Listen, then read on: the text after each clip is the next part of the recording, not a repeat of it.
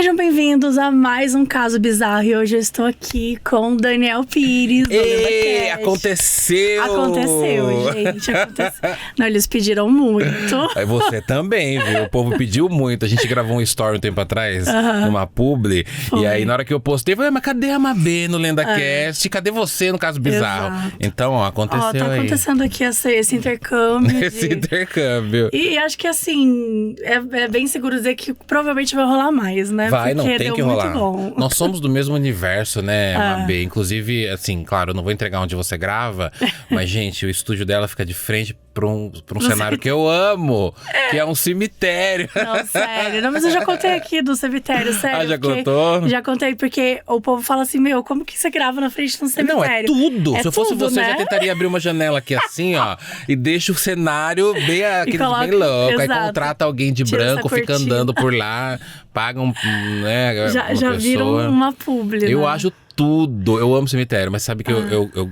gosto muito de cemitério, mas o cemitério é um lugar que eu tenho medo. Assim, que é o mais comum de todos. Qual lugar que você tem medo? É casa assombrada, sei lá. Não, é cemitério. Cemitério. Eu tenho medo, porque o cemitério é onde os corpos estão, né? Então, Aí isso pega você. É, tipo, imagina você tem um olhar de raio-x, você bota um óculos Ray-Ban da Meta, que eles fazem propaganda. Aí você bota um óculos desse que você consegue fazer. Você vê as pessoas mortas, você vê as pessoas deitadas. Então, os mortos estão ali. É uma coisa meio óbvia. Mas o teu medo é do físico, porque eu acho muito Isso. mais assustador o espiritual. Não, mas pra mim é o físico. Tem uma coisa com zumbi que Tá. é desde criança, assim, que eu assistia A Noite dos Mortos-Vivos, do Romero, né? Nossa, perfeito. E aí eles vinham devagar, eles vinham no cemitério com o terno Sim. caindo. Tem uma cena que eu não me esqueço, que um deles tá nu por baixo, que é bem aquela coisa da pessoa que é sepultada só com a roupa por cima no velório, né? Então só veste, você não precisa abotoar aqui atrás. Sim. E aí isso me causou um trauma, assim. Então eu morro zumbi de peladinho. medo do zumbi peladinho saindo do túmulo e vindo te pegar, entendeu? Você citou o Romero, que é o George Romero, né? Um diretor... Talvez o diretor mais famoso de filmes de zumbis. E que eu sou fascinada por esses filmes, porque eu cresci muito... Eu sou apaixonada por zumbi. Eu também Sério. amo Nossa, zumbi. eu sou assim... Absolutamente fascinada. E é muito gore, né? Muito essa coisa de você olhar e ao mesmo tempo é uma pessoa, porque é diferente, né? Você tem, sei lá, um lobisomem. você tem não sei é o uma quê. criatura. Não é uma criatura, é uma pessoa. Eu acho que Exato. mexe também, né, com isso. O que de me você... pega com o zumbi, Mabê, é que o zumbi ele passou por todas as fases da morte. Sim. Então ele morreu, né? Ele teve o velório, provavelmente. Sim. Ele foi sepultado, ele ficou sepultado, entrou em putrefação dentro do túmulo e ele retorna depois de todas essas camadas, muito louco, querendo te devorar. Então, pra mim é uma... Porque eu falo muito de morte no LendaCast, né? Então, a morte pra mim é o maior mistério da vida, né? Tem algo depois? Não tem? Por que morremos? Sim. A morte poderia durar... Qual o sentido da vida? Qual o sentido? O que é a vida, né? Não tem essa pergunta que o Abu Janra fazia? Eu faço, o que é a morte? Porque a gente tá aqui conversando. Eu saio aqui, levo um tiro na cara, amanhã você tá no meu velório, eu tô duro no caixão. E aí você... Eu sempre falo que eu tenho vontade de chegar no túmulo, no velório das pessoas, dar um tapa na cara do morto e falar, para de graça. Acorda. Acorda. Porque eu não consigo, a minha cabeça não consegue traduzir uma pessoa que tava conversando comigo ontem e hoje tá no caixão imóvel. Não, é uma coisa esquisitíssima. Exato. Você fala... Não... Se alguém chegar assim, eu tive uma ideia, tá? Fiz aqui o mundo, fiz aqui as pessoas, e aí vai ter um dia que essa pessoa que vai desligar. Mas que hora? Não sei. Exato. Tipo assim, não é que todo mundo quando faz 40 anos vai desligar. Não, quando acabar a bateria vai desligar. Não você dá não pra sabe, saber. exatamente. Às vezes você desliga, você, né, tá andando na rua, bate Isso, a cabeça tô aqui gravando pedra. podcast. Tá gravando podcast, pelo amor de Deus, gente. Então, Eu vou ter que deixar a câmera gravando. É bom que dá corte pra você, Alan. Porque dá corte, porque hoje em dia é isso, né, O cara gente? já tá saturado, o miolo frito A por cabeça do palhaço. curtida, né? Pelo amor de Deus. Não, ninguém vai morrer nesse episódio. Não, ninguém vai. garanto. Vamos morrer de amor, só. pelo terror. Mas... Vamos então pra falar um pouquinho da infância, que a gente sempre traz aqui o monstro de infância. Faz um tempo que eu não trago, o povo briga briga comigo. Que é isso? Terapia? Mas eu choro. É um momento de terapia. Vai entrar um palhaço aqui pra fazer uma terapia. Pelo amor de Deus! Não tenho nada contra palhaço, assim. Eu tenho medo. Tem medo? Morre? De terror me deram esse medo. Então só um minuto. Pode entrar. Então peraí que eu vou pôr... A gente desculpa. Pode entrar, espirro! Não, tipo... O monstro de infância é quando a gente conversa um pouco sobre quais que eram os nossos medos na infância. Tá. Então, já foi de tudo, assim. A galera já falou, loira do banheiro. Tipo, a brincadeira do compasso. E assim, você é dos anos 90. Dos anos 80. Você é dos anos 80. Eu entro naquele meme. Então você tá ferrado, que nem eu. Eu tô ferrado, né? A gente não teve chance ali de não ter trauma. Eu sou de 85, então assim, eu vivi Xuxa, eu vivi Fofão, eu vivi Opala Preto, Palhaço na Kombi. Você tem aí bons momentos aí da TV brasileira. A autópsia do ET no Fantástico. Isso. Então a gente viveu tudo isso. Então assim, não dá pra você dizer que não teve medo na infância, né? Porque exatamente. A gente era... As crianças, gente, eram traumatizadas. Era uma coisa assim... Era normal. Era, tipo, não vai ali porque senão vai fazer tal coisa. Se tiver uma Kombi branca, atravessa do outro lado porque vão roubar seus órgãos. Exato. Então a gente cresceu com esse medo, né? Aquela coisa. Quais que eram os teus, assim? Mas bem engraçado falar isso, não quero te decepcionar, mas assim, tudo que era de medo que me botavam, tipo, por exemplo, o Homem do Saco, eu tinha muito medo porque falavam que a gente ia ser sequestrado e virar sabão. Verdade, tem essa parte também. Mas aí um dia eu vi um episódio do Chaves, em que a Chiquinha fala assim, mas veja pelo lado bom, se o Homem do Saco te sequestrar... Nossa, tinha o Homem do Saco no Chaves, tinha chapéu, sapato, roupa usada, quem tem? Eu lembro das falas inteiras, Dona Florinda. Sim. E esse é seu maravilhoso emprego, vender coisas velhas. Aí ele fala, minha senhora, eu não vendo coisas velhas, eu sou um agente especializado em compra e venda de artigos para o lar. Meu Deus, maravilhoso. Então eu tinha curiosidade, porque a Chiquinha falou, se você fosse sequestrado pelo Homem do Saco, você vai poder conhecer várias cidades e tal. Aí eu falei assim, você vai estar... E você não vai precisar nem andar, você vai ser carregado. E aí eu juro pra você, eu ficava olhando na rua quem possivelmente poderia ser um Homem do Saco. Tinha um amigo do meu pai, que ele sempre vinha com uma sacolinha do Carrefour, e aí eu ficava... Ele é o Homem do Saco, mas eu não vou caber naquela sacola do Carrefour, vai estourar. E aí eu ficava imaginando essas coisas. Então eu tinha curiosidade. Por exemplo, o Opala Preto, minha mãe usava muito pra falar pra gente, vem pra casa, no Opala Preto vai levar vocês. Que era também essa coisa de sequestrar crianças e tal. Sim. Então eu tinha curiosidade, onde que tá o Opala Preto? Então acho que eu fui sempre essa criança curiosa, que não tinha medo disso, mas eu queria saber, meio Mabê com o Clube do Chupacabra, que eu não esqueço disso. Achei o máximo, vai estar no seu filme isso, o Clube do Chupacabra. Tem que ter. E aí então eu não tinha muito medo. O que eu tinha medo muito quando eu era criança e continuo tendo é do cemitério. Mas assim, não é um medo mais igual era de criança, mas eu tinha medo do cemitério porque a minha avó sempre me levava pra velórios, então a gente ia no mercadinho, fazer mercado, fazer feira, e aí na volta ela falava, vamos passar no velório pra ver se tem alguém ali morto. Era o chá da tarde. Era o chá da tarde. E aí ela chegava lá e ela, fulana, faleceu cedo, e sempre tinha alguém que ela conhecia, ou se ela não conhecia, ela entrava e... O interior tem uma coisa de conversar com as pessoas que você não conhece, servir um chá e tá dentro da sua casa. E aí a minha avó tinha essa coisa, e eu ia junto e ficava olhando olhando o caixão, assim, falando quem que é o morto, né? Às vezes eu pegava um chá pra tomar junto com ela, com a sacola do mercado no canto. E aí, às vezes, a gente acompanhava. Quando ela tava muito empolgada, ela acompanhava o velório e eu ia junto nesses velórios lá em Avaré, interior de São Paulo. Então, meu medo era do cemitério, porque eu via a pessoa deitada no caixão e depois aquele caixão empurrado lá pra dentro do túmulo. E aí vai ficar lá.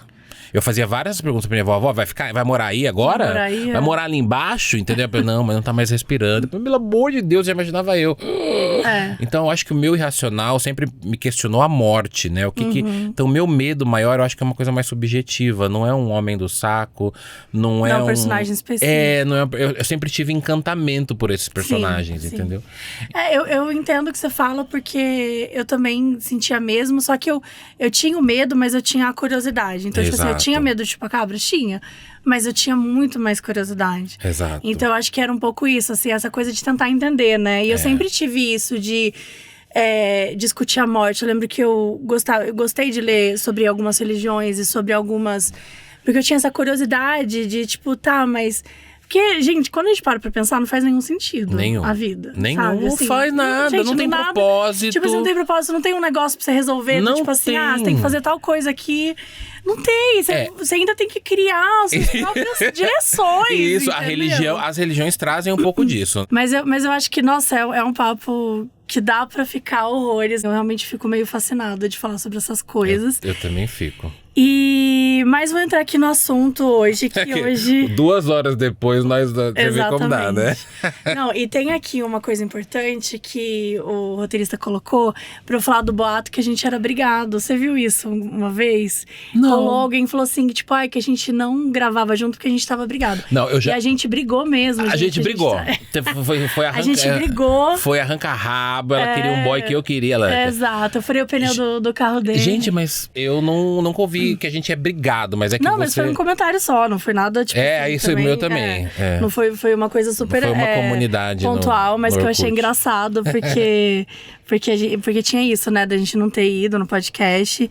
E aí a gente já falou um pouquinho dos nossos medos no início. E aí eu queria entrar aqui em algumas lendas. Tá. E eu confesso que são umas lendas que eu vou ler aqui que eu... Particularmente, algumas eu nem conhecia. Tá. Que eu achei muito interessante. Brasileira? Algumas são brasileiras, outras não. E aí, eu acho que eu vou contando aqui, acho que a gente pode ir conversando sobre isso. Tá. A primeira, que se chama Teresa Bicuda. Teresa Bicuda recebeu esse apelido por conta dos lábios grossos. E eu achei maravilhoso isso, né? Teresa Bicuda, do nada. Ela vivia em Jaraguá, em Goiás. E ela era conhecida pelo temperamento cruel e por maltratar a própria mãe. Então dizem que ela obrigava a mãe a pedir esmola pela rua, além de ser violenta com a própria mãe. E aí conta o povo que certa vez ela estava com sangue nos olhos, que a maldade dela ainda estava aflorada, assim, mais do que o normal. E aí que ela colocou um freio de cavalo na boca da mãe, que teria montado na mãe e saiu cavalgando. E aí a mãe faleceu e tal, que foi, né, que ela não ia nem conseguir sobreviver àquilo e tal. Só que antes de morrer, ela amaldiçoou a filha. Na verdade, não foi nem amaldiçoar, ela excomungou. E aí, como a região que elas moravam era muito religiosa, tipo, era um lugar que o povo era muito devoto e tal. Então, a Teresa Bicuda começou a virar, tipo, um páreo ali dentro, como se ela fosse uma aberração. Então, ela era impedida de frequentar a igreja, Só que assim, na real, ela não estava se importando com isso, né? Ela não tinha crenças, ela até chegou a zombar das igrejas, estava nem aí.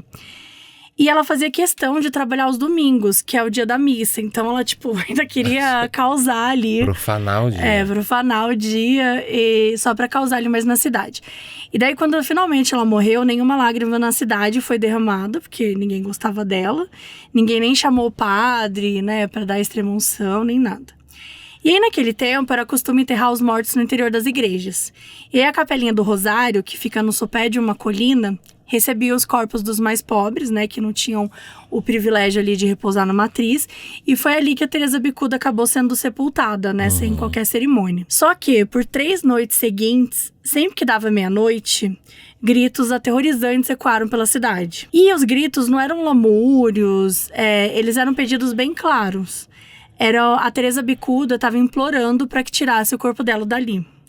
E dizem que não era o seu local, ela falava, né, que não era ali o seu local de morte, assim como não tinha sido em vida. E como ninguém parecia ali atender os seus pedidos, ela passou a percorrer as ruas ali da região, gritando. E aí os moradores começaram a ficar, né, desesperados.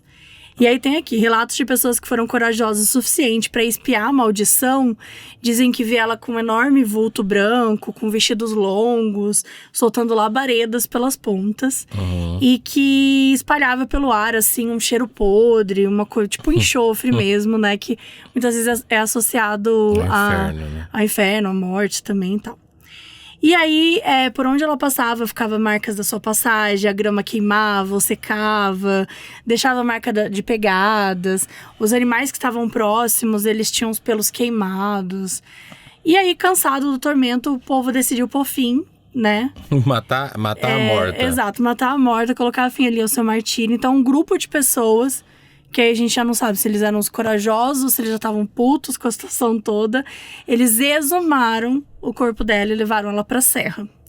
E aí o corpo da Teresa Bicuda, obviamente, né, já estava num estado avançado ali de decomposição. E aí eles encontraram um terreno cheio de pedras, com uma grama baixa e umas ervas daninhas e tal, e jogaram o corpo dela lá. E aí disseram que o corpo ficou tomado pelo... O corpo não, né, que o local ficou ali tomado pelo cheiro de enxofre. E aí que desde então nunca mais nasceu planta alguma naquela região, que se tornou realmente uma terra morta. E que os gritos pararam imediatamente ali pelas ruas de Jaraguá, né? Então dizem que talvez tenha valido a pena aí ter exumado o corpo dela e tal. E falam que na Serra do Jaraguá ainda tem o local onde ela foi enterrada, que é marcado hoje por uma cruz de madeira. E fala também que de um pé de caju assombrado que fica próximo ao local onde o corpo dela repousou. O pé de caju assombrado? O pé de caju é ótimo. Só que se alguém tentar colher um fruto, é atacado por enxame de abelhas que surge do nada. E, gente, eu amei tanto essa história, porque pra mim... detalhe essa história. Não, né? ela vai camadas, né? Tipo assim, você já tinha ouvido falar dessa história? Já tinha ouvido falar. A Teresa Bicuda, ela tem uma semelhança com a lenda do corpo seco, não sei se você já ouviu falar. Já. Que é essa coisa de que você agride a mãe, né? E você agride a pessoa que é mais sagrada, né? Estamos falando de mães legais, não de mães narcisistas. Então, que tem essa coisa também. Não, eu tenho que amar minha mãe. Outra coisa de internet, outra discussão. Mas então, mães é a coisa mais sagrada, que você agride a sua mãe. E aí ele é enterrado, e aí ele vai pro inferno, os demônios jogam uma maldição nele e falam o seguinte: você vai ser cuspido pela terra, nem um cemitério te quer. E aí ele volta meio um corpo seco, com as costelas à mostra e tal. E aí ele fica pelas beiras de estrada. Dizem que ele aparece em São José dos Campos e tal. Então eu acho que a Teresa Bicuda, e pelo que eu percebo de muitas lendas urbanas, elas acabam dizendo coisas do que a cidade viveu em determinada época, né? Então, por exemplo, para você ter uma lição de moral, você não pode só falar assim, ó, você não pode bater na tua mãe, né? Essa mãe Então você tem que criar uma lenda de que olha o que acontece com quem bate na mãe. Né? E outra coisa, ela ia contra a religião da época. Então, por exemplo, a mãe dela excomunga ela, mas a mãe não pode excomungar ela. Quem pode excomungar ela é só o padre da igreja ou o papa. Então, assim, a mãe excomunga, mas é uma maldição. Aí a gente vai pra praga de mãe. Então, assim, a Teresa Fidalgo, ela tem um monte... A Teresa Bicuda. Eu falei Teresa Fidalgo porque tem uma outra lenda também que também chama Teresa Fidalgo. Já ouviu falar? Já. Que você recebe pela internet? Eu não lembro se tá aqui no texto, mas acho que não. Mas que é uma que você tem que ficar repassando. Isso, é uma corrente de maldição na internet. Então você percebe que todas as lendas urbanas, elas contam uma história de uma cidade de um tempo. E de um tempo. E a Teresa Bicuda tem disso também. E outra, já coloca o nome Teresa Bicuda na mulher, eu já ia ficar puto da vida. Não, eu ia ficar puta, já pensou? Não ia bater na minha mãe, mas eu ia bater em quem me colocou Daniel Bicudo. Mas eu acho que essa lenda, ela é interessante, além de tudo que você falou, porque eu também acredito muito nisso, assim, as lendas, elas refletem os estigmas, os preconceitos da época, como a sociedade vive e tudo mais. Mas ele também, pra mim, a Teresa Bicuda, ela vai mesclando em tantas coisas. Porque, assim, até no início, é tipo assim, tá, ela xinga a mãe, briga com a mãe. Até aí tudo bem, entre muitas aspas, às vezes, tipo assim, é uma coisa simples. Beleza, vai morrer. Não, mano, porque... ela não só acontece algo ruim, tipo, a primeira mãe dela morre, né? E aí depois a mãe dela, tipo, antes de morrer, ela amaldiçoa a Teresa Bicuda. E aí a Teresa, ela não é só amaldiçoar, tipo, a maldição dela é ser enterrada nesse local, que ela não quer ficar ali, então tem a coisa de gritar também, porque existem muitas cidades que tem isso, né? No cemitério tal, porque tinha muito grito, tinha muita coisa que fala muito também sobre o espírito sendo atormentado. A maneira que morreu. Também me lembra da noiva de branco, porque tem esse momento que ela fica andando pelas ruas de branco. E assim, eu morei em várias cidades do interior de Minas e todas elas tinham a sua própria noiva de branco. Cada um tem uma noiva pra chamar de sua. Exato. Que também, de novo, a noiva é o quê? A noiva é a mulher que é abandonada no altar. Ou que é assassinada pelo marido. Que é, de novo, mais uma violência ali da época que é transformado na lenda. Só que, pra mim... tudo tá muito louco. Aí eles exumaram, beleza. mais louco ainda. Aí eles colocaram no outro lugar, tá? Aí esse lugar não nasce nada. Aí tem um pé de caju mal assombrado. Eu Não, assim, gente, ela vai amaldiçoando tudo aqui, são ó. todas camadas. Aqui, ó, tudo isso aqui tá E aí amaldiçoado. eu fico, gente, tá, o pé de caju, mas o que vai acontecer agora? Aí se você for pegar um caju, as abelhas, gente, da onde que vieram tudo essas abelhas? amaldiçoado. Eu fiquei assim, sério, eu fiquei um pouco fascinada com essa história, porque, na minha opinião, assim, ela mesclou um monte de coisa. Ela leva tudo com ela. Vou assombrar esse pé de caju. Ai, quem vai fazer um doce de caju com esse pé, entendeu? Mas o que eu percebo também nessas lendas, por exemplo, você falou dos gritos, né, dela. Eu me lembrei muito dos túmulos das 13 almas do Joelma, porque as 13 almas do Joelma também tinha essa lenda no começo, inclusive passavam nos programas de televisão enfatizando isso, de que as 13 almas gritavam à noite, ou durante o dia também, os coveiros, os sepultadores lá, eles ouviam as pessoas, eu tô queimando aqui. Aí tinha que colocar copinho com água, copinho com leite. Então você vê que a cidade, a região, em determinada época, ela pega uma pessoa que morreu. Então, de repente, eu sempre gosto de humanizar as lendas, tentar trazer pro hoje. O que seria uma Teresa Bicuda? Talvez uma moça que tivesse problemas psiquiátricos, que agredia a mãe, ou uma pessoa... Porque, tudo bem, para ela agredir a mãe, ela pode ter ou problema psiquiátrico, ou ela pode ser uma pessoa ruim mesmo. Sim. Só que o problema dela montar na mãe, colocar um negócio de cavalo... Você mostra uma outra parte... mostra que não uma tem coisa. uma cabeça aí no lugar ali. Então, de repente, a mãe pegar ela pra tentar internar e tal. E aí a sociedade, né? Nossa sociedade, que até hoje não valida doenças psiquiátricas, é o quê? Ela é malvada. Sim. Ela não vai na igreja, olha, trabalha de domingo. Meu amor, você tem um filho pra criar. Exato. Você vai trabalhar, seja a hora que for, entendeu? Exatamente. Entendeu? Você não precisa... porque eu não trabalharás ao sábado. Então tá bom, eu não vou trabalharás ao sábado, você vai me darás o seu salário. Você vai me pagarás o meu aluguel. Pagarás o meu aluguel, entendeu? Porque é isso. Exato. Então, quer dizer, a gente percebe... E outra, essa necessidade de você enfiar a goela abaixo da Teresa Bicuda, a religião da época, ela podia ser de outra religião. Exato. Então, então, quer dizer, você não sabe o passado do vilão. O que acontece na cabecinha da Teresa Bicuda? Não, mas é muito interessante mesmo essas questões quando a gente vai analisar, né? Exato. Olhar pra trás da lenda. E aí a gente... Uma beira pra eu vir aqui pra falar coisas de terror e dar medo, porque a gente tá desmistificando as lendas, as pessoas estão ficando com dó da Teresa Bicuda. Não, pior que aqui geralmente a gente dá risada, então, brinca, é mais esse caminho mesmo. Então, mas é que eu também sou essa pessoa. Não, estamos falando aqui no ponto, ó, essa história não tá dando medo. Conta a história que dá medo. E aí tem um aqui também, que esse eu já conhecia, que é o Bradador, né? Que é uma alma penada que perambula ali pelos campos da região centro-sul do Brasil. Qual que é, né, dessa lenda especificamente, por que chamam de Bradador? Após a morte de um homem, né, que ele era tão ruim, mas tão ruim, que a própria terra o rejeitou. Aí, ó, corpo seco. Ó, de novo, né? Mas rejeitou por quê? Porque ele não tinha pagado os seus pecados ainda em vida, então ele foi devolvido. Ó, galera, vocês vão ficar com esse aí. E aí, ele ficou vagando, né, por aí, com o seu corpo todo podre, ressequido, seco, né? Acho que talvez ele seja aí mais um desdobramento aí de corpo seco, né? E os seus passeios consistem numa caminhada pelo Mato Alto, sempre às sextas-feiras após a meia-noite. Então, ele tem ali o calendário dele, né? O sextou. E o que ele faz, né, no resto da semana? A gente não saberia dizer. Mas, enquanto ele passeia as sextas, ele grita, né? Ele grita o nome dele, diz que os gritos são apavorantes, que são gritos lamentosos, gritos de agonia e tal.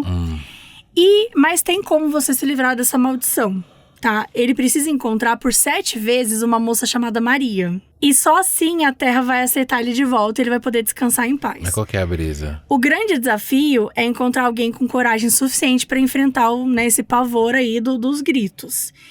E aí essa área, que é aparentemente onde ele perambula, o sextou, ela tinha abundância em ouro. Então ela teria sido palco de um massacre. É uma botija. É botija que chama? Botija, acho que é mais no norte, não, acho que no nordeste. É quando tem uma casa, que você fala, essa casa é assombrada porque tem uma botija. O que é a botija? É muito dinheiro enterrado. Ah, tá. E aí, então, seria uma mudança em ouro da área. Eu acho que era mais a questão de uma mineradora. Tá. Que diz que foi palco de um massacre onde 40 mineradores teriam se matado movidos pela cobiça. Isso é uma lenda, né, gente? Então, você não pode querer ouro. Não pode querer ouro. E aí que desde então os gritos ecoam pela região. E eu achei muito interessante essa lenda aqui do Bradador também, além do dia específico, né? Que você pode quinta-feira tranquilo, que ele não vai estar. Não vai estar. Sexta-feira até 11 horas também não. Tá tranquilo, 11h30. Quer dizer, peraí, é de quinta pra sexta, então. Não, é meia-noite, aquelas. Então é de quinta, na verdade. Até 23h59 de quinta, você fica na rua. Depois você foge. Entendi, porque eu já quase perdi voo assim, né? O meu voo é na sexta, meia-noite e 10. Aí eu penso que é de sexta pra sábado, não é de quinta pra sexta. Tem o horário do Bradador e depende também, hoje não tem mais horário de verão, ele trabalha esse horário. Mas o que eu falo? Até me perdi, eu me perdi completamente. Da Maria! O que tem a Maria? Porque eu fiquei em dúvida, porque assim, será que ele tem que encontrar 7 vezes a mesma Maria? Ou, por exemplo, se 7 Marias forem falar com ele, já tá resolvido. Mas qual que é a brisa? Ela chega lá, Maria, Dona Maria. Eu acho que ele realmente vê 7 Marias e aí ele não vai mais atormentar a galera, né? Entendi. Só Coitada da Maria. Eu achei simples de resolver. Eu achei simples, mas tem que ter algo com Maria. Essa lenda tá um pouco... O que tem a ver? Tá faltando a ligação da Maria. Exato. O que a Maria tem a ver? Será que é porque a Maria é mãe de Jesus, que tá no imaginário popular? Será que ele teve alguma coisa com a Maria? Ou Será que foi a Maria alguém que vai acalmar ali? Maria pode ser uma enfermeira. Uma pessoa que cuidou ali da cidade. Não pode ser uma espírita que vai encaminhar o espírito dele. Exato. Né? Faltou um pouco mais de contexto da Maria. Eu não entendi a Maria nesse... Mas eu também já ouvi do Bradador. Quem me contou o Bradador foi o Rogério Oliveira, que ele é folclorista. Ele já foi algumas vezes no meu podcast. E ele falou que essa lenda do Bradador acontece também na Quaresma, que ele aparece ali nos momentos gritando, e é um homem grande, que você não vê o rosto e tal. E é muito interessante você falar da Quaresma, porque a Quaresma... Estamos nela. Estamos nela, né, primeiramente. Infelizmente, o carnaval acabou. Você gosta de carnaval? Eu gosto, assim, eu descanso e fico no bloco. Entendi. Assim, então você vai pro bloco. É um pouco como que é? Um pouco de salada, um pouco de droga. Então eu gosto de descansar um pouquinho, gosto de me divertir um pouquinho. Mas da Quaresma tem muito essa coisa do lobisomem, né? Tem lobisomem, tem... uma que eu mais gosto da Quaresma é a procissão das almas. A procissão das almas. Que é uma que são pessoas com vela que vão andando pela cidade à noite. E aí você não pode olhar, porque a última vai olhar pra você e vai vir com uma vela e vai te entregar. Aí quando você olhar, a vela vai derreter e é um osso humano. Que isso? E aí quando você perceber, você já está de roupa, com véu e você já morreu, está na procissão. Gente! É tipo, a última pessoa vem pra trocar a alma com você, a outra vem pessoa trocar, mostra o você... Você só tava curioso ali com a procissão e do nada morreu. Minha avó usava muito a procissão das almas pra eu ir dormir cedo. Ela falava, ó, vai dar meia-noite, você vai ver. Mas ela nunca falava assim, né? Sempre minha avó, toda vez que eu tenho a memória dela, tá secando o cabelo com a toalha. Ó! Você vai dar meia-noite, criança em casa, né? E vá dormir que vai passar a procissão das armas, ela falava. A procissão das armas vai passar e se você ficar acordado, olhar pra ela, vai levar você. Você quer ir lá com o teu vô? Porque meu vô tava morto, né? Tava morto. Aí mas ela também não ficava vendo a procissão, ela via. Não, ela ia dormir, ela falava que ela dormia com as galinhas, que ela dormia cedo, né? Ela assistia o bispo dela, e aí é católica, mas viu o bispo da Universal. E aí ela ia dormir, e aí a gente ficava acordado na sala, que queria ficar assistindo televisão, jogando videogame. E aí, uma vez eu jurei que eu via a procissão das almas, porque eu tava deitado, e aí eu vi uma galera na rua conversando. Pra mim, eles estavam cantando. E aí eu olhei pro teto, por exemplo, a janela é aqui, o teto eu vi uns fogaréu assim, eu falei... Fudeu, eles vieram me pegar. Fudeu, agora eu vou embora com eles. Aí eu fiquei quieto. Porque é casa de vó, né? Casa da avó na Quaresma, né? Era uma coisa... Nem lembro se era Quaresma nessa época. Porque minha avó é assim, ela a assombração que trabalha pra ela, entendeu? Ela usa a assombração a seu bel prazer o momento que ela quer. O momento que ela precisa dar algum tipo de sexta-feira, bradador. Esse negócio vai não. aparecer agora. E ela... Terça-feira, 2h, se precisar falar uma coisa, a alma vai exatamente. Vir. E aí eu me lembro que a casa dela tem aqueles quadros antigos. Tem um quadro do casamento dela, né? Que ela tá novinha, com 19 anos, com meu avô, que já é falecido. Minha avó é viva até hoje, tá lá. Ai, que legal. Na mesma casa. E ela... Então, assim, aqueles... Ela tinha um cuco na parede, né? Nossa, né? De filme sempre dá medo. E aí já era propício. Lá tinha uma lenda de uma mulher que foi velada lá e tal. Então eu jurei que eu tava vendo, né? Mas isso também diz muito sobre como as lendas são usadas para educar as crianças. Ou eram usadas para educar as crianças e botar medo na criança, né? O próprio Homem do Saco Preto é isso. Tipo assim, não fala com estranho na rua, não sai de casa sozinho, né? Acho que tem... É um jeito... violentíssimo. Educação super positiva. Educação super positiva. Você vai morrer. Você vai morrer, vai te pegar. Você tem medo de morrer? Criança, tadinha. Mas eu fiquei muito curiosa, assim, com a sua avó. Como é que ela tipo, continuou esse jeito de falar? Tipo assim, porque eu digo assim, hoje você já é adulto, né? Então, assim... eu tô com uns 25 anos, mas tô adulto. Acabei recente, 18 anos, 25 semana passada. E assim, ela continua falando esse tipo de coisa, brincando, cara, ela é mais tranquila. É muito engraçado, porque assim, a minha avó paterna, minha avó, ela teve Alzheimer, então ela não era essa pessoa da fé. A minha avó paterna, ela era uma pessoa de... Enfim, era criação, né? Mas era uma pessoa que ela vivia tanque e fogão. Tanto pro marido como pros filhos. Então você chegava na casa dela, tadinha, ela falava, quer comer alguma coisa? Eu vou fazer. E ela fazia. E ela sempre assim, e ela não era muito do afeto. Era um beijinho, meu filho, tal, nordestina, veio pra cá. Então minha avó paterna, ela era mais, infelizmente, essa ideia de que ela só tinha que cuidar dos maridos, lavando roupa deles, fazendo comida pra eles e tal. Agora, minha avó materna já é uma outra coisa que meu avô falou pra ela. Você não vai trabalhar, não quero que você trabalhe, não precisa, né? E eu quero que você cuide dos filhos. Então ela cuidava dos filhos em casa, só que muito do jeito dela. Tipo, ela acordava meio-dia e a criançada, você não arrumaram a casa? Era bem assim. Então a minha avó, por parte de mãe, ela já foi um pouquinho mais madame nesse sentido. E aí eu brinco com a minha mãe e falo, por isso que ela tá viva, tá com 82 anos. Então, eu toma cerveja até hoje, vai no barzinho, fica lá. Então, quer dizer, eu vejo diferenças de criação, né, muito, muito claras, né? Eles, da minha avó paterna com a minha avó materna. Então a minha avó materna, eu digo que ela teve tempo pra criar as lendas dela, de fazer as visitas na igreja. Ela chegou a costurar porque ela quis uma época e tal. E aí ela tinha essa coisa de tudo, ela tinha uma crença. Ela não era assim, porque eu sou sua mãe. Ou porque eu sou sua avó. Não, é porque o diabo vai te levar. É porque... Então eu acho que ela tinha essa coisa da religiosidade, tudo. Hoje, por exemplo, eu falei pra ela esses dias, falei, vó, eu quero gravar um vídeo com a senhora na sua casa. Faz 40 anos que você tá morando aqui, que é a minha idade. Né? Quero gravar um vídeo, quero mostrar. A senhora fala das lendas. Eu não lembro. Não lembro de nada. Mas a senhora contava tanta coisa. Então, quer dizer, ela usava no momento propício. Ela não escrevia, não guardava essas coisas. Mas às vezes ela tá tímida e tá tentando dar um golpe em você. Às vezes ela vai contando. Então, por exemplo, o que ela conta? Ela conta do Saci, que a mãe dela viu. Eu amo. Ela fala que a mãe dela, a Dona Rosa, ia na beira da cachoeira lavar a roupa naqueles negócios de esfregar. E a minha bisavó era menina, e aí disse que um dia ela viu no pé da cachoeira um menino negro, né? Mas não era um menino, porque tava fumando. E tinha, então era um homem negro, baixinho, de uma perna só, e era muito rápido, fazia... E aí ela disse que ficou apavorada com aquilo, e ela tava lavando roupa e disse que ele veio perto dela, e ficou aqui, ó. E ela o Saci perturbando ela trabalhar. Ela via, encheu o saco.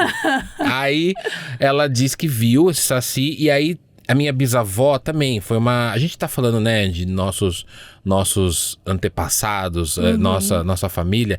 E a gente vai falando da geração, né? Sim. A minha bisavó teve 10 filhos. Teve um momento da vida dela que eu acho que ela cansou, aquele bate-papo que a gente tava falando no começo. Ela não tinha diagnóstico de nada, de Alzheimer, de reumatismo, mas ela se deitou na cama e não levantou mais. Então ela dependia de todo mundo. E aí depois ela começou a ver espírito. Então, quer dizer, eu cresci nesse ambiente materno, a minha família é muito materna, né? É muito matriarcal, né? Desculpem. Mas os homens da minha família é tudo banana. Quem manda é tudo a mulherada. Por isso que eu acho que eu cresci mais ligado a esse mundo mais feminino e tal, de contar histórias do sentimental. Não que isso seja feminino, mas enfim. Sim. Mas dessa sensibilidade. Dessa coisa. Então, sempre o que valia mais era... E até hoje, o que vale mais é a minha avó. A minha avó tá idosa, mas a minha mãe em casa, por exemplo, eu falo, é a palavra dela que vale. Eu falo isso pra ela, fica brava. Mas é a palavra dela, é a palavra das mulheres que vale, né? Os homens era aquela coisa de fazer um churrasco no domingo, ver o jogo do Corinthians, uma vida chata, pacata. Nem os meus irmãos que são héteros viviam essa vida. Um dos meus irmãos trabalha comigo e vive essa coisa de lenda. Então hoje em dia minha avó, ela não fala mais, ela cansou. Entendi. Que é o momento que eu tô fazendo. Sim. E tinha o meu avô também, o marido dela, né? Que ele foi pro circo. Cansou de trabalhar na lavoura. Cansou de trabalhar e fugiu de casa e se uniu ao circo, ó, pra você ver. Nossa! E aí ele aprendeu a botar fogo na boca. Primeiro que ele foi pro circo, colocaram ele pra limpar as coisas. Mas aí ele aprendeu a botar fogo na boca e fazia assim com o dente, ficava tudo iluminado lá dentro. Ele fazia... Sabe o que ele fazia? Quando alguém morria da família, não tão perto, mas morreu um tio lá, aí ele apagava todas as luzes de casa, botava fogo dentro da boca e só via o dente dele andando assim. E aí a gente... mas a gente ficava no mas era um... Que com medo. Um mix de medo. Era. A minha tia... Gente, eu amei. Quando uma tia minha, que mora em Aras, morava, né? Faleceu, todo mundo foi no velório, porque aquela época era isso, né? O velório era em casa, ia todo mundo. E aí eu me lembro que a gente voltou pra casa, eu era pequeno e tava todo mundo com medo, porque ela tava no caixão com umas unhas roxas, assim, da doença que ela teve, umas unhas grandonas, assim. E aí a gente ficou com medo daquilo. Aí ele ficava, a tia vai aparecer pra você aí com a unha na janela e tal. E aí a minha tia, Andréia, um beijo pra Andréia, ficou com tanto medo que levou um balde pro quarto pra mijar no balde. E aí o que ele fez? Ele pegou um algodão, botou no nariz e foi lá na janela. E ela derrubou, mijou tudo fora. Ela fala até hoje, eu cortei o mijo, que o pai apareceu com algodão no nariz na janela. Então, quer dizer, eu cresci nesse ambiente. Eu falo que se meu avô estivesse vivo, ele estaria me ajudando, atuando, fazendo alguma coisa hoje em dia. Ele morreu muito cedo, morreu com 52 anos. Teve um câncer de pâncreas agressivíssimo. E ele faria... Então, quer dizer, meu bisavô mandou buscar ele no circo a chineladas, assim, pra voltar pra casa. Mas, enfim. Então, quer dizer, eu cresci nesse ambiente. Então, eu acho que quem lucra e quem trabalhou isso hoje fui eu. Sabe? Porque minha avó não via isso como lucro. Minha avó via isso como maneira de manipular os filhos, os netos. Vai pra lá. Ou até de repassar histórias que eu via também, né? Isso, e aí falando. Mas era uma coisa bem assim, minha mãe contava, mas eu não sei. E aí eu já incremento o negócio, já torno isso, né? Vamos falar dessa... Exato. Porque eu acho importante também, é a memória não só da minha família, mas é uma memória de um passado, dos antepassados. De uma cultura, né? De uma cultura. Você pergunta pra alguém de Safi, a galera, não, já vi. Lobisomem, a gente fica na pira aqui, né? Eu conto história de lobisomem, tem um monte de seguidor meu que fala, lobisomem 2026, eu falo, vai lá no interior, vai passar uma noite no meio lá da casinha de palha, de sapê, né? Nem sei se tem mais. No meio do interior, só com o lampião. Vai lá, fica lá sem Wi-Fi pra você ver. Fica lá de boa. Se o lobisomem, você não vai te botar medo. Mas eu gosto muito de... Nossa, isso tudo que você falou antes até de ir pro próximo... pra próxima lenda, eu queria muito bater nessa tecla, porque eu acho que como a gente foi criado, molda muito a maneira como a gente vê. Você falou da sua avó, e é muito, muito legal. Eu também não conheci, quer dizer, também não, né? Eu não conheci os meus avós. Meu Meu avô, por parte de mãe, ele morreu muito cedo. Então, ele morreu antes de eu nascer. E isso é uma dor que eu tenho, porque de tudo que eu ouvi falar sobre ele, eu acho que eu teria amado ele, sabe? Ele parecia ser uma pessoa muito engraçada, assim, muito... Porque a minha avó, ela era nordestina, meu avô mineiro, e a minha avó era uma pessoa muito dura, né? Ela teve uma infância muito dura.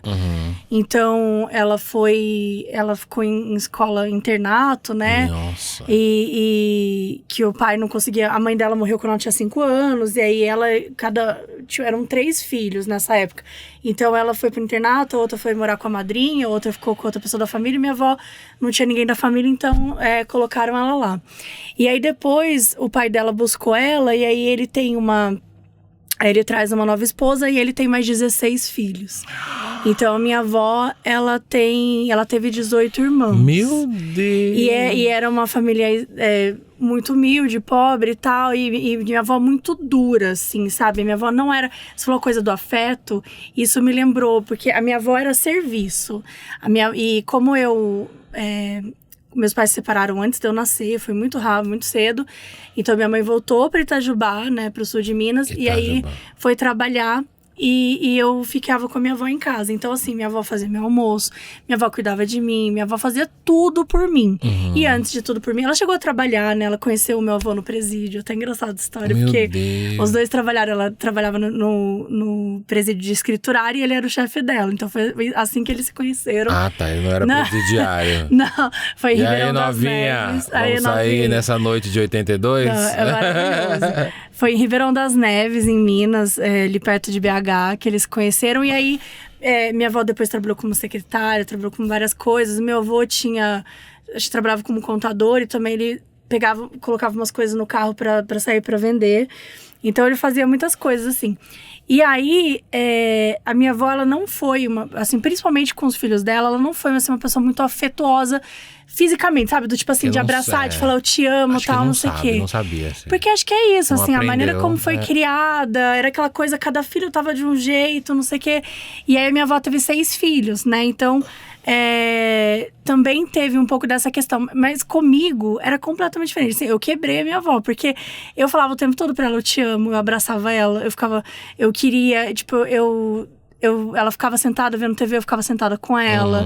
Então, a gente teve hoje, né, olhando pra tudo isso, minha avó já é falecida, ela também teve Alzheimer, foi muito pesado, assim, emocionalmente, o Alzheimer, né, falando.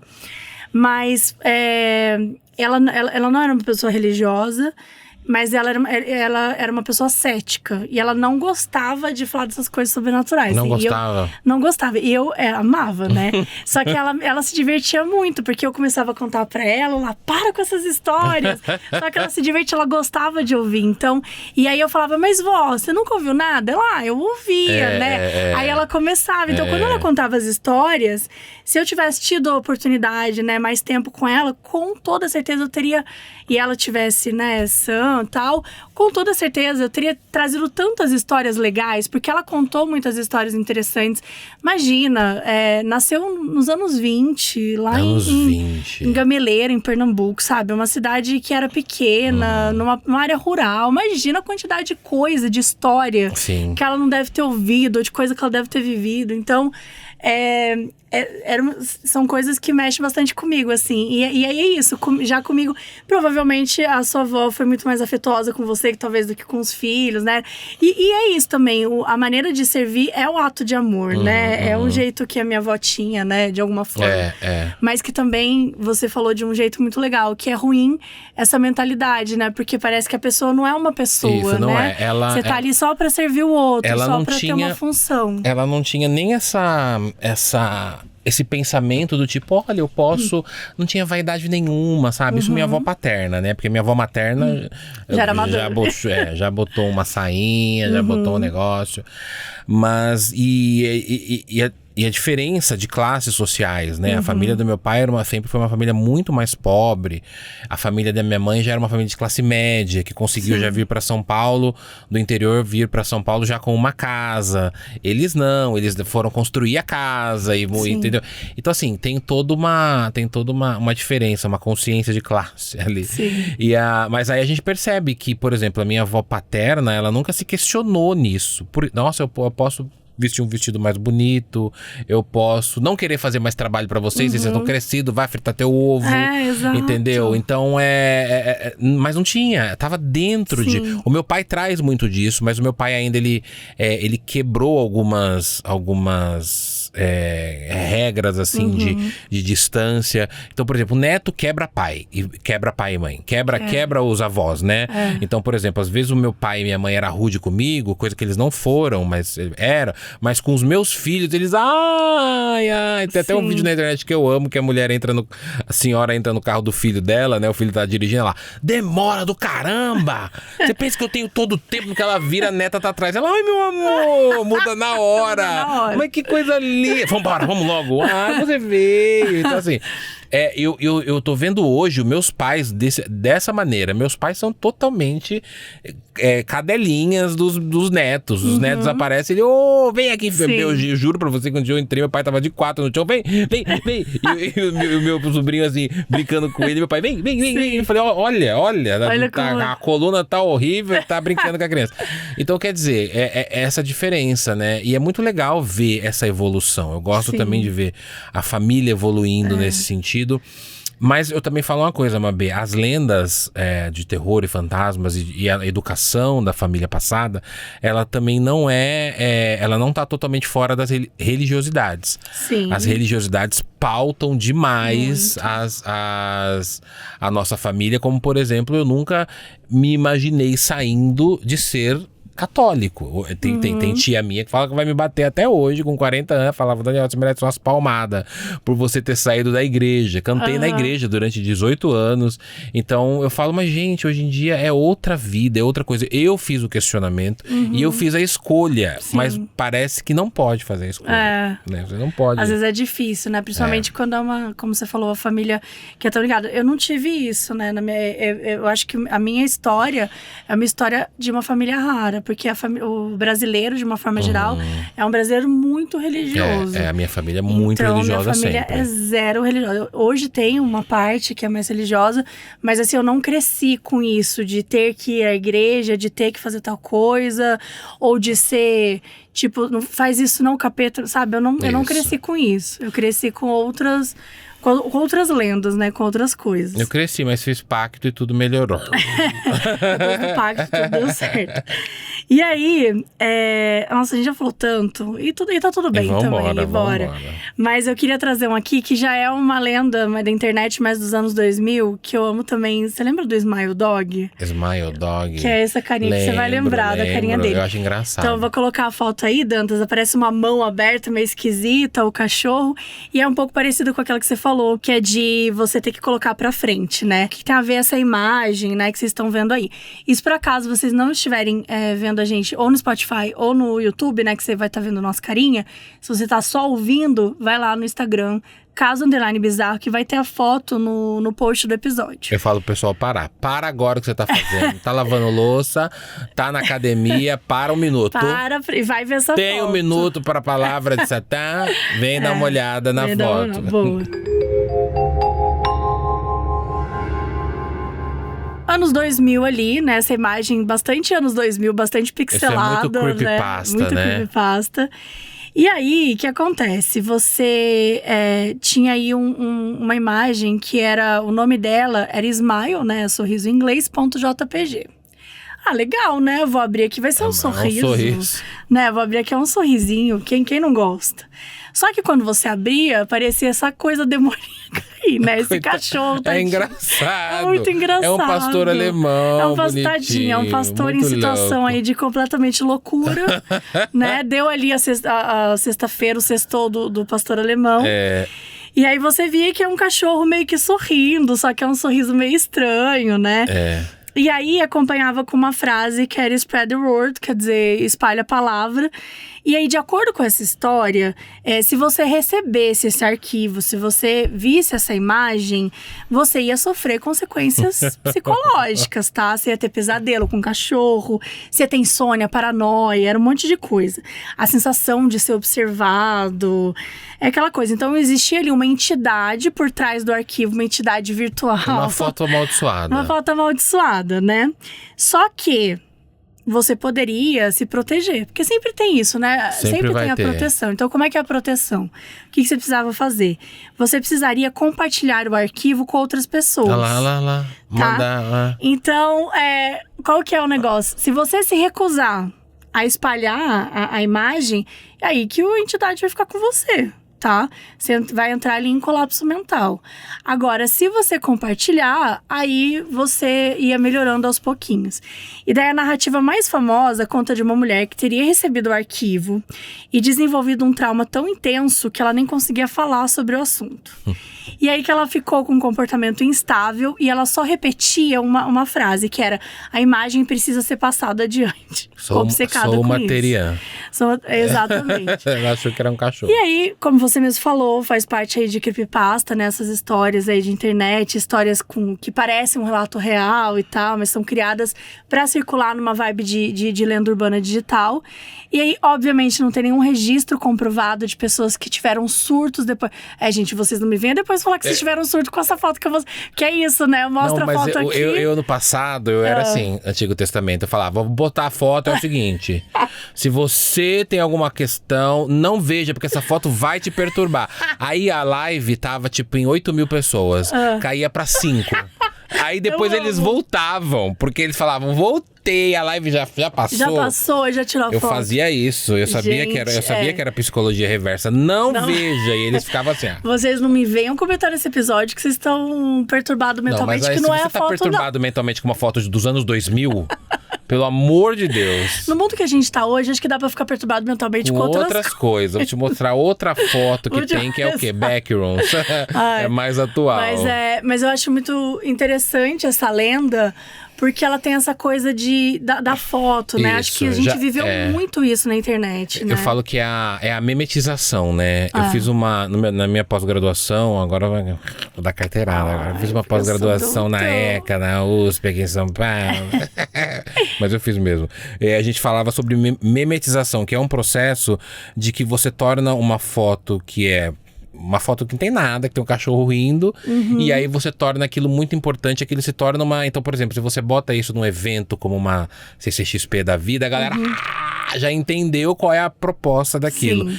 E aí você começa a personificar expressões humanas nos animais. Então você tem o cachorro rindo, hoje em dia tudo é gatinho, né? Você vê a cara de um gatinho assim, aí você fala, eu quando vejo aquela pessoa que eu não gosto. Ainda mais agora com IA, né? Exato. Então, agora com IA a gente perdeu o controle mesmo. Eu vou refazer esses memes com IA. Então, mas eu gosto muito dessa coisa de você ter uma foto que é rápido, você pode mandar no WhatsApp, amaldiçoar o seu ex, entendeu? É rápido. E tem isso que eu acho engraçado, porque ao repassar, você melhora. Só que você sabe que você tá melhorando fudendo com o outro, né? Não, e essa coisa de você passar é uma pirâmide de desgraça. Exato. Entendeu? Você tá fazendo ali uma pirâmide que você tá amaldiçoando os outros. Tem então... como é que é o nome? Eu sou a Mayara, estaria viva se tivesse 14 anos. A Teresa Fidalgo, eu acho que é uma das. Que tem uma. Eu acho que não tem foto. Mas tem a Backrooms também, né? Vai sair filme agora de Backrooms, inclusive. Backrooms, que é um mundo paralelo, ele começa ali naquele fórum, no 4chan, lá nos Estados Unidos. Uma pessoa posta uma foto de um ambiente amarelado que parece um escritório vazio e fala, essa foto é amaldiçoada. Quem olhou vai parar em Backrooms. Aí a galera vem doida, eu já fui pra lá, aí eu tomei um negocinho.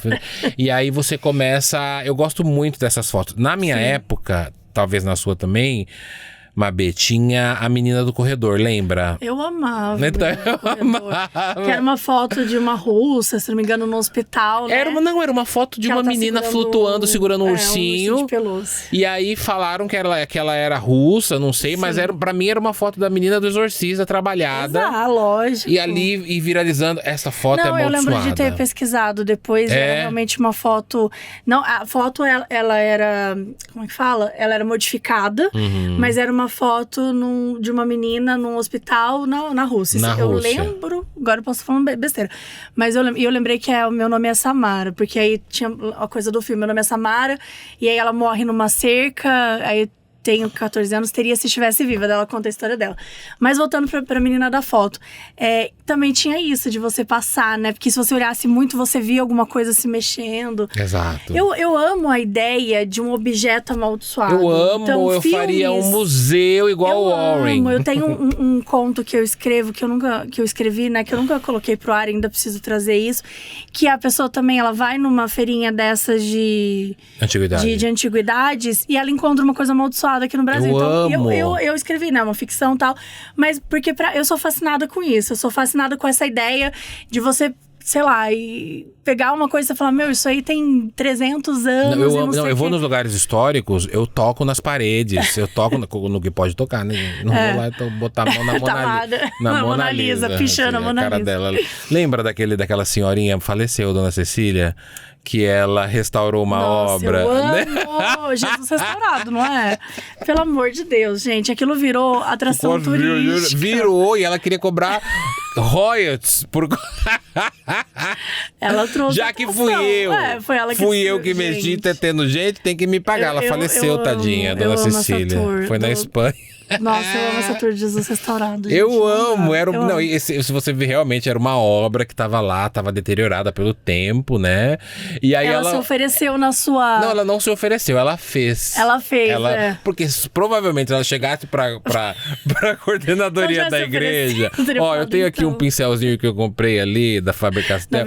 Eu vou pintar rapidinho aqui. E aí eles iam falar, claro, vai lá, é uma obra dos anos 300. Exato, gente. Não, ela simplesmente, ela tava lá, ela limpava tudo. Um dia ela viu, eu tenho um negocinho aqui que eu acho que vai... Jesus. Gente, eu preciso trazer essa história aqui agora. Essa história é maravilhosa. É maravilhosa. Não, e aí fizeram um meme dele restaurado, recebendo ela no céu. Assim. Ai, meu Deus, maravilhoso. Mas pra mim é isso. São os objetos que eu também amo, esse tipo de coisa, de objeto, de foto. Mas a gente, não sei como que você vê isso, Mabê, mas a gente vê na questão do ficcional, do entretenimento, porque tem gente que leva muito a sério. Por exemplo, a Annabelle, a verdadeira, ela tá lá realmente num museu, numa caixa, e a galera realmente leva a sério de que ela é uma boneca amaldiçoada. Ah, Daniel, você não leva a sério? Eu gosto de levar a sério pela ficção, eu amo a ideia, mas eu iria facilmente lá e passaria uma noite no museu gravando. Tô bem tranquila. Você não iria? Nossa, não, passar uma noite lá, não, eu gravaria. Não, passar uma noite pra gravar, não pra dormir. Mas não, aí deve ser um mofo, não. Cara, eu não sei, assim, eu sou medrosa, eu gosto, isso é uma grande discussão que a gente tem aqui, assim, eu sou uma pessoa cética, mas eu realmente acredito em muitas dessas coisas. E eu acho assim, quando a pessoa tá me contando uma história, eu gosto de embarcar naquilo, entendeu? Eu também gosto. Eu acho que a gente viver aquilo ali. Mas eu acho que a gente tem que tomar um cuidado, porque às vezes isso aí também vira um motivo pra, tipo, faz o que eu quero, senão, sabe? Então a gente só tem que tomar cuidado com como isso é utilizado, né? Não, eu na frente das câmeras faço tudo. Faz aí na frente da Annabelle. Vamos fazer. Como que é? Você você já entrou até em caixão. Lembrou de Gugu Liberato? Ele fazia tudo. É a minha inspiração. Gugu esteja num lugar bom. Mas eu gosto dessa ideia de eu, influenciador, eu vou lá e vou experimentar. Sim. Eu participei de um ritual de Beelzebub no Rio Grande do Sul. Então, assim, as pessoas falam, Daniel, você não tem medo? Não, eu estou lá como repórter. O demônio entende que eu tô ali trabalhando. Ele não vai me afetar. Não vai me atrapalhar. Vou gravar aqui, você não me afeta. Sim. E pra mim, tudo é isso. Quando eu for pra Annabelle, eu vou lá, eu vou mostrar, eu vou fazer. O que tem que fazer? Tem que ajoelhar, tem que abençoar. Vou fazer tudo. Eu entro nessa tour, entendeu? Só que não levo pra mim. Depois, na hora que eu vou pra minha casa, casa, eu tomo meu banho, porque entendeu? muita gente fala, você tem medo? Gente, se eu tivesse medo, eu não tava nem gravando. Exato, porque senão, não, imagina, eu ia ficar uma aterrorizado vida. todo dia. 23h59 eu tô com a Anabelle e meia-noite eu tô com o boy do Grindr. Imagina, é Não outra dá, coisa. é um outro rolê. Saiu Outro daqui, rolê. é outra vida. Acabou, querida. Imagina, for levar essa tour de que quantas pessoas você transa, você leva o espiritual dela. Ai, nossa, Imagina. gente, pelo amor de Deus, não dá. Ó, hoje, ó, que dia? Quarta-feira eu estaria com 13, brincadeira. Já virou já um... Imagina, não. Tem que saber passeata separar. Tem que saber separar, Tem que saber separar. Mas eu gosto muito dessa coisa de foto assombrada. Quando Big falam Brother. lá, tem uma foto assombrada, um objeto assombrado. Eu quero ir lá, eu quero ver, eu quero tocar, eu quero me sentir próximo daquilo, sabe? Sim. Ai, e eu... Gente, acabou. Que já? Já acabou. A gente falou demais. Infelizmente, você vai ter que voltar. Infelizmente. Depois da que a gente se resolver da nossa agora briga. que a gente... Agora que a gente vai brigar aqui ao vivo agora. A gente não... A gente podia saber que dá muita audiência Dá isso, audiência, né? vamos ver, então, brigar, vamos ver. a gente começar... Tipo, quando eu soltar o episódio, você tipo assim, ai, não é. Não, mas tem que ter, mas tem que ser tema polêmico. Tem que ser uma coisa... Ai, eu tenho tanta preguiça. Vou fazer um agora aqui. Amei vir no seu podcast, mesmo que é uma mulher apresentando, eu amei. Eu acho que mulher não... Não é o lugar, né? Olha o corte, Daniel machista! Vamos ver! Mesmo que é uma mulher, eu acho que foi ótimo. Apesar de uma mulher apresentando. Apesar, né? Aí você podia fazer o contrário, Não, né? eu ia falar isso agora, assim, que tipo... Porque o gay, ele é uma pessoa que não é confiável, né? Mas, ó, galera, se vocês gostaram, ainda vai ter o jornal com ele, tá? Então, sexta-feira entra aí o Jornal Bizarro, que a gente vai ler umas notícias aí. Fique combinado pra uma próxima aí, pra gente fofocar mais de lendas. Foi muito bom ter Eu você amei! aqui. Obrigado pelo convite, Mabê. Eu gostei bastante. Você é maravilhosa. Um beijo. Um beijo. Tchau.